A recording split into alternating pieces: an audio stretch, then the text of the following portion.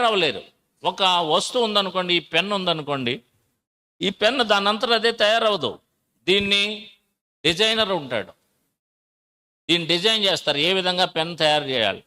ఒక పెన్నుకు ఒక రూపం ఉంటుంది, దానికి ఏ విధంగా దాన్ని లోపల జెల్ ఇంక్ పోయాలా, మామూలు రీఫిలా, దాన్ని డిజైన్ చేస్తారు. తర్వాత దాన్ని ఫ్యాక్టరీలో తయారవుతుంది.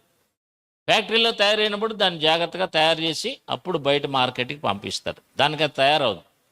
అదేవిధంగా ఒక సేవకుడు లేకపోతే ఒక విశ్వాసి ఆధ్యాత్మికంగా తయారవ్వాలంటే అపోస్తులు కావాలి, ప్రవక్తలు కావాలి, సువార్థికులు కావాలి, ఉపదేశకులు కావాలి. వీరి ద్వారా అది డిజైన్ చేయబడతా ఉంటుంది, లేకపోతే ముందుకు తీసుకెళ్ళబడతా ఉంటుంది. Praise God.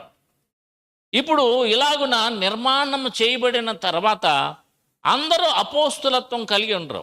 నేను 20వ ఏటనే దైవ సేవకుల దగ్గర